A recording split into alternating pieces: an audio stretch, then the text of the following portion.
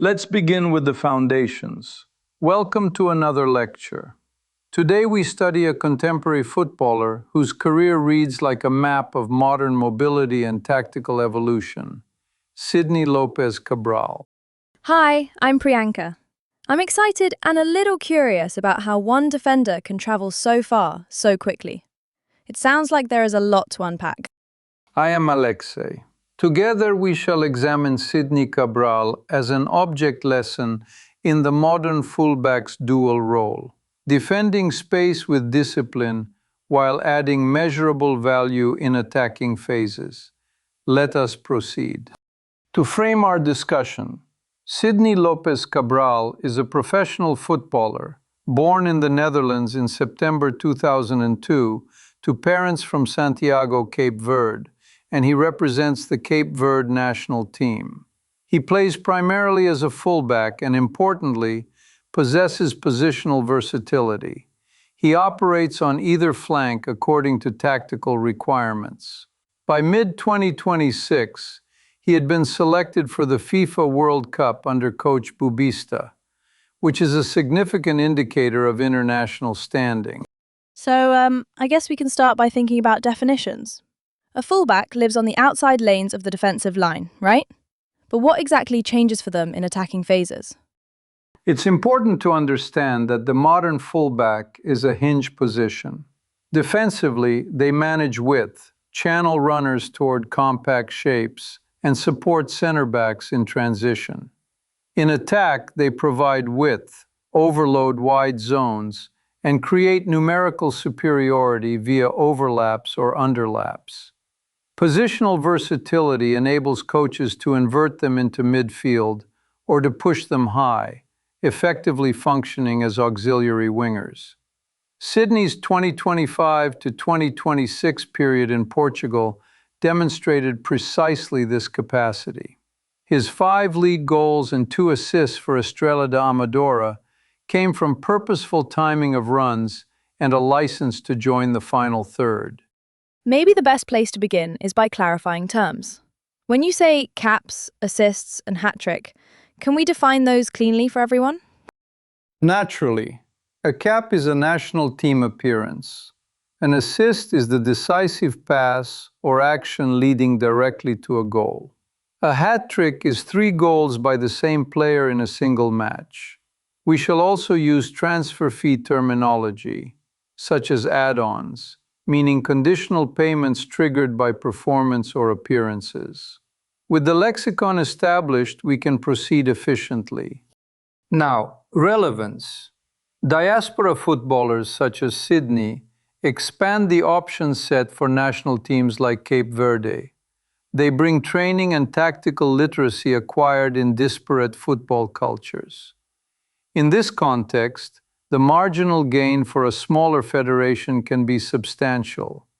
It is a question of depth, competition for places, and the diffusion of elite habits into the squad environment. I often think we underestimate the coordination costs, like the travel, the languages, the different tactical cues. If they overcome those, the upside is large, especially for smaller pools. Clearly, historically, we have lacked longitudinal studies on how diaspora integration changes competitive trajectories for smaller federations. Sidney offers a salient case study because the timeline from lower league football to World Cup minutes is compressed and empirically traceable. Basic facts, then. Isn't it interesting how a defender scored a hat-trick? That was at Casapia, away, for Estrela da Amadora in the 2025 to 2026 season. That still surprises me. Indeed, it is statistically anomalous for a fullback. We observe another high-impact moment in July 2026 at Hard Rock Stadium in Miami Gardens. Against Argentina, he scored an extra-time equalizer to make it 2-2. In a match Cape Verde ultimately lost 3-2. That strike was widely praised and considered by many among the best of the tournament, though such rankings remain inherently subjective.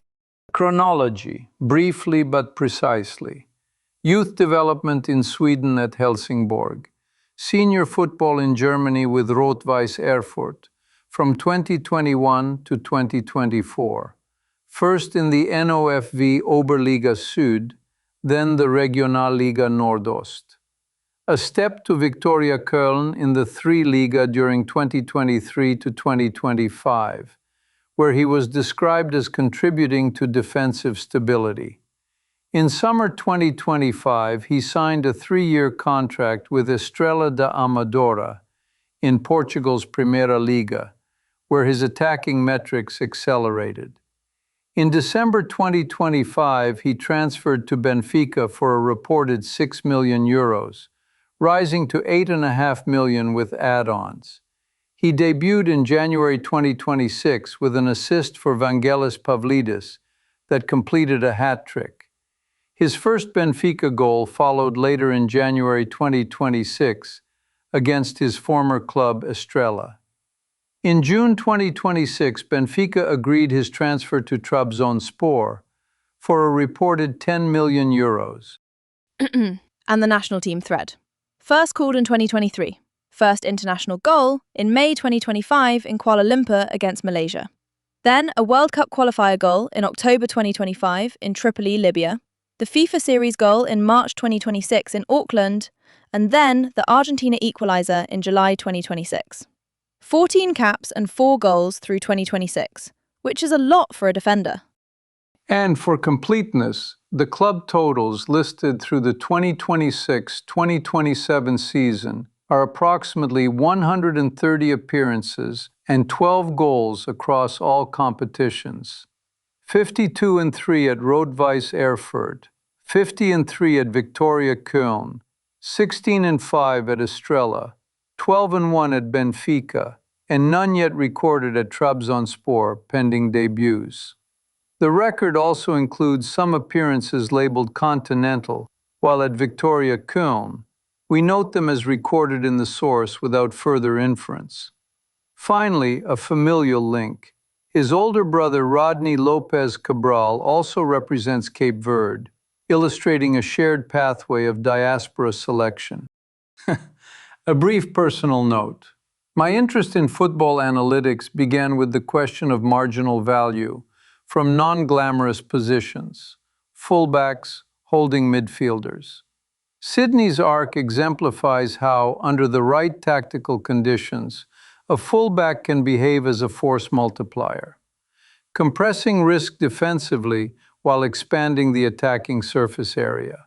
To me, this is mathematically very satisfying. That makes sense. I like the phrase force multiplier here. It feels exact. This brings us to 3 organizing questions. Historically, what led to Cabral's rise from lower leagues to international prominence? Counterfactually, what if he had chosen to represent the Netherlands? And openly, how will diaspora footballers shape the future of international football? Question 1. The historical pathway. We observe a multi-country development sequence. Born in the Netherlands, Swedish youth formation at Helsingborg, German lower leagues at Rot-Weiss Erfurt and the 3 Liga at Viktoria Köln, then the Primeira Liga with Estrela, and a rapid escalation to Benfica, followed by a move to Turkey with Trabzonspor. Each environment imposes distinct tactical constraints. Germany's lower tiers emphasize structure, duels, and positional discipline. Portugal's top flight typically asks fullbacks to join advanced zones and contribute to chance creation. Add to this the national team context under Bubista, a coach who by selection alone signaled trust in his two-way profile. Mentors exist in each phase.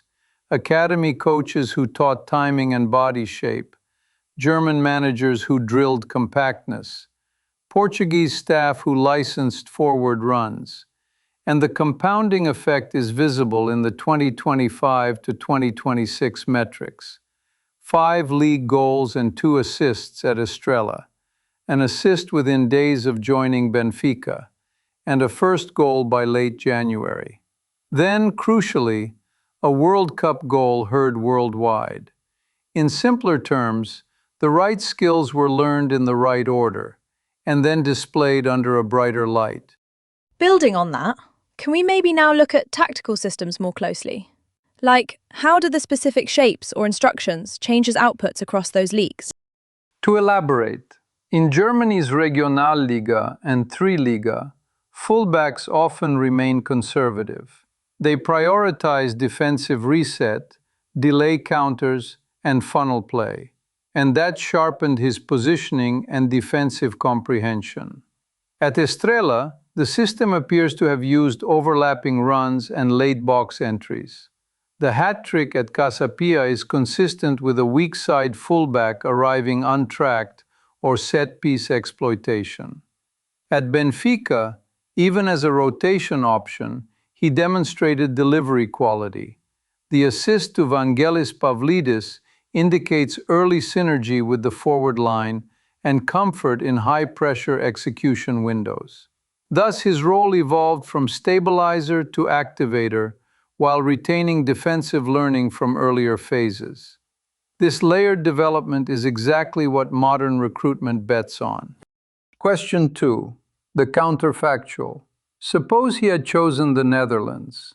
Competition for places there is intense, and selection cycles are loaded with depth, which implies fewer early caps and potentially delayed tournament exposure. We can infer he might have faced a longer queue, with greater volatility and call-ups tied to club minutes in top leagues. In this scenario, Cape Verde would lose a two-phase contributor, defensively reliable and attack-ready, including 4 international goals through 2026 from a fullback. His market valuation might still rise via club performance, but the specific global moment of a World Cup equalizer against Argentina in July 2026 would likely vanish from the record, with corresponding effects on reputation and narrative. It makes me wonder about the Netherlands' competitive landscape. Like, realistically, would he have found minutes soon? Or would it be a long wait behind established profiles? Arguably a long wait. Larger federations possess redundancy. Coaches manage risk by selecting players with hundreds of top-flight minutes in elite competitions. Given that his attacking breakout occurred in late 2025 into 2026, the timing intersects awkwardly with established hierarchies. Thus, his probability of early tournament minutes is, in my view, materially lower than what transpired with Cape Verde. By choosing Cape Verde, he acquired caps earlier, responsibility earlier, and a platform to showcase high-leverage contributions. Question 3. The open horizon. Diaspora footballers will increasingly shape international football because globalized youth development produces players with dual eligibility and cross-cultural skill sets. Federations that systematize identification, outreach, and integration will create competitive discontinuities. That is, they will punch above historical weight. What comes to mind next is strategy. How do smaller federations actually make this work, beyond just sending invitations? It is worth noting a few mechanisms. First, early engagement pipelines, relationships with families and academies well before senior eligibility decisions.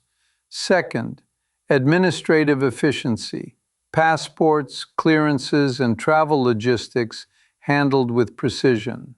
Third, tactical onboarding, clear role definitions so a player's club habits translate into the national scheme rapidly. Fourth, cultural integration, language support, mentorship from senior diaspora members, even sibling pathways, as with the Lopes Cabral brothers. And finally, data. Federations need scouting databases and video to sustain credible conversations with prospects. The research gap remains longitudinal. We need to measure squad continuity, injury incidents across long-haul travel, and performance effects over multiple qualification cycles. So yeah, moving on, I was thinking about value signals. The fee curve you mentioned. from about 6 million euros rising to 8.5, then 10 million within months. That seems like a rapid repricing linked to Portugal form and World Cup visibility. Fundamentally, yes. We observe an asset whose perceived ceiling increased after a concentrated period of outputs. 5 league goals and 2 assists from fullback at Estrela, an assist immediately at Benfica, then a World Cup goal against elite opposition. Even though the Trabzonspor agreement preceded the World Cup match, the global moment amplifies brand equity and post-hoc validation. Clubs are not merely paying for presentability, they pay for plausible upper bounds on future contribution. Maybe it's just me, but I like that the story is linear and non-linear at the same time. Linear in learning, non-linear in exposure. 1 month you're scoring in Kuala Lumpur, another you're equalizing versus Argentina in Miami. In conclusion, let us synthesize. Sidny Lopes Cabral is a Netherlands-born fullback, internationally Cape Verdean, capable on both flanks. His career progressed from Swedish youth football to German lower leagues to a Portuguese breakthrough at Estrela, including a rare hat-trick at Casa Pia, to Benfica with immediate end product, and onward to Trabzonspor. Internationally, he reached the 2026 FIFA World Cup, scoring a widely acclaimed equalizer against Argentina. We explored 3 big questions: the historical drivers of his rise, the counterfactual of choosing the Netherlands, and the open question of how diaspora footballers will reshape international football. There is plenty more to study about federation strategies and long-term effects. This then completes our present analysis. Thank you for listening. Thank you. Till next time.